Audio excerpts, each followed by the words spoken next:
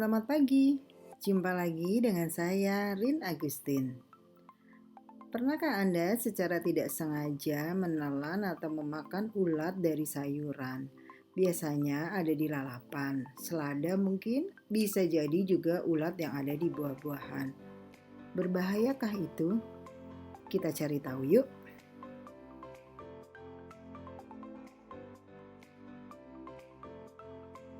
Berdasarkan beberapa literatur yang saya baca, pakar kesehatan menyebutkan bahwa jika kita sampai tidak sengaja menelan ulat yang ada dalam sayur atau buah yang kita konsumsi, kita tidak perlu khawatir karena hal ini tidak akan membahayakan kesehatan. Hanya saja, kondisi ini tentu akan membuat kita jijik dan kehilangan selera makan.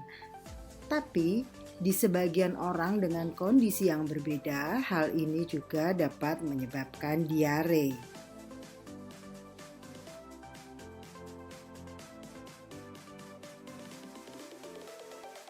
Sebelum kita lanjut membahas tentang temuan ulat di sayuran tersebut, mengingatkan kembali CCP atau sering juga disebut Critical Control Point atau titik kendali kritis adalah setiap titik, tahapan, ataupun prosedur pada suatu sistem produksi makanan yang jika tidak terkendali dapat mengakibatkan risiko kesehatan yang tidak diinginkan.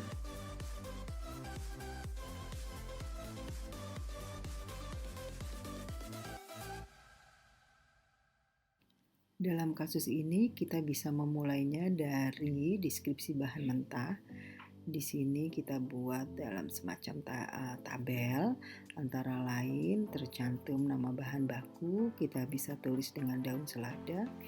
Deskripsi bahan baku, daun selada ini merupakan fresh vegetable atau sayuran segar yang memiliki umur simpan antara 1-2 hari dan kondisi penyimpanan dalam chiller, kemasannya dalam keranjang. Informasi pada label kita bisa tulis di situ bahwa segala sesuatu yang menyangkut tentang daun selada ini, metode distribusinya dengan kendaraan tertutup atau mobil box.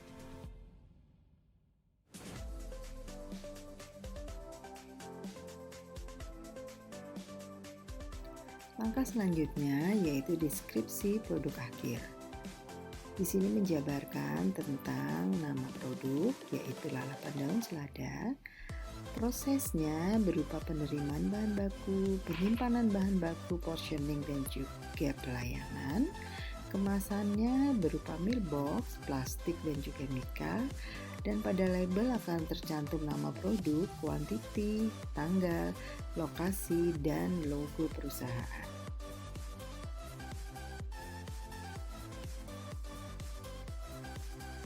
Informasi lain tentang deskripsi produk akhir yaitu metode penyimpanan, disimpan dalam suhu ruang, metode distribusi dalam kendaraan tertutup dengan suhu ruang atau mobil box, sementara untuk metode penyajiannya yaitu ready to serve melalui bain marie atau ready to eat yaitu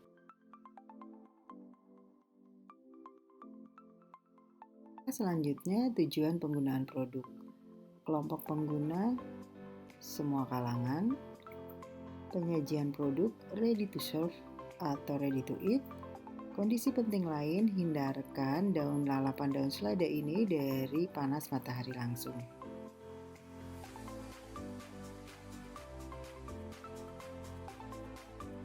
Kemudian kita bicara tentang alur proses. Beberapa tahapan dalam proses ini yaitu penerimaan bahan baku, pengecekan bahan baku yang diterima oleh QC, kemudian penyimpanan bahan baku sesuai dengan peruntukannya dan fungsinya. Setelah itu persiapan atau pencucian dan pemotongan, kemudian pemorsian, pengemasan, distribusi, dan akhirnya pelayanan. Dan semua alur proses ini hendaknya diawasi oleh QC atau Quality Control.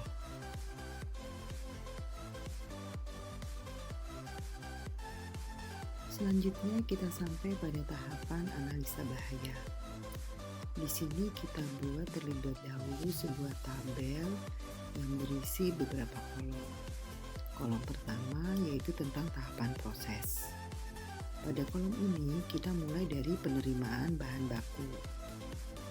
Kemudian kolom kedua yaitu bahaya yang dapat terjadi dari penerimaan bahan baku tersebut, seperti juga hama dan juga pestisida.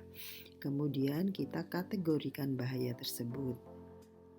Hama bisa berupa bahaya biologi dan juga bahaya fisik, sementara pestisida merupakan bahaya kimiawi. Kolom selanjutnya kita bicara tentang penyebab bahaya. Hama bisa terbawa dari proses sebelumnya, begitu juga dengan pestisida yang juga bisa terbawa dari proses sebelumnya. Kolom kelima, kita lihat tentang peluangnya. Di sini kita bagi menjadi 3 kolom, yaitu low, medium, dan juga high. Hama, kemungkinan peluangnya yaitu medium atau sedang. Sementara pestisida, peluang terbawa dari proses sebelumnya yaitu kecil atau low. Pada kolom ke-6 kita bicara tentang keparahan atau severity dari bahaya-bahaya tersebut. Keparahan hama yang terbawa dari proses sebelumnya kemungkinan itu masih ada, jadi bisa kita centang di kolom medium. Dan keparahan pestisida terbawa dari proses sebelumnya itu sangat kecil atau low. Sekarang kita bicara tentang risk level atau tingkat risiko dari bahaya-bahaya tersebut. Jika peluangnya medium dan keparahan atau severity-nya juga medium, maka tingkat risikonya menjadi medium. Bahaya pestisida mempunyai peluang low dan keparahan juga low, maka tingkat risikonya juga low. Kemudian klasifikasi probabilitas dan severity dari kedua risk level tersebut menjadi tidak signifikan. Dan akhirnya tindakan pengendalian yang diperlukan yaitu PRP dengan cara monitoring pada proses penerimaan bahan baku.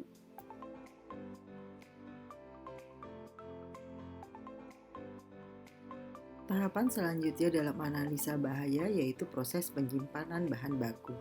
Di sini bahaya yang mungkin terjadi yaitu kontaminasi bakteri sebagai bahaya biologi dan potongan plastik keranjang sebagai bahaya fisik.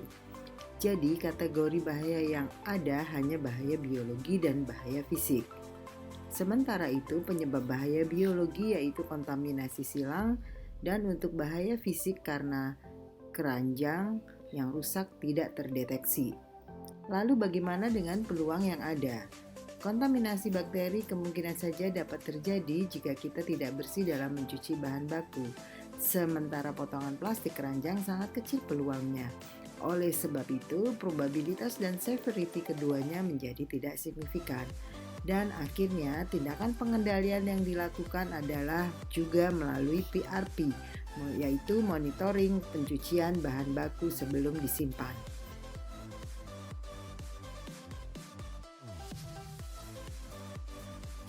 Tahapan selanjutnya portioning.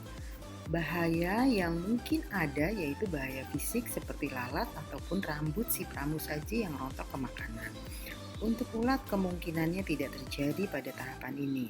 Jadi kita bisa selesaikan sampai pada kedua tahapan di atas.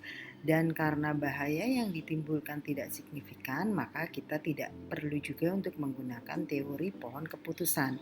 Di video selanjutnya saya akan buat contoh penggunaan pohon keputusan atau decision tree untuk menentukan CCP atau CP.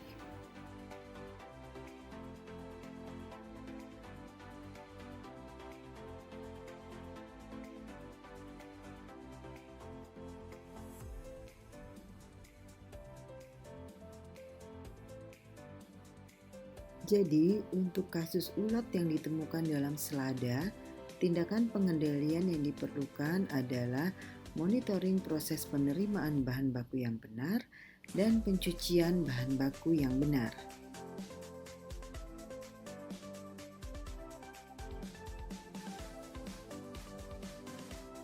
Karena ulat dalam selada bukan merupakan CCP, maka pengendalian yang diambil adalah PRP atau Prerequisite Program. yaitu kondisi dasar yang dibutuhkan untuk memastikan proses produksi makanan berlangsung secara aman, yang juga ditujukan untuk mengendalikan bahaya secara umum. Kesimpulannya, mengingat ulat sering sekali ditemukan dalam sayur maupun buah, jadi alangkah baiknya jika kita benar-benar teliti dalam mencuci sayuran maupun buah. Pastikan mengecek hingga ke sela-sela sayuran maupun buah untuk memastikan bahwa kotoran ataupun hewan lain yang menempel benar-benar sudah hilang. Sekian video kali ini, sampai jumpa di video selanjutnya. Bye.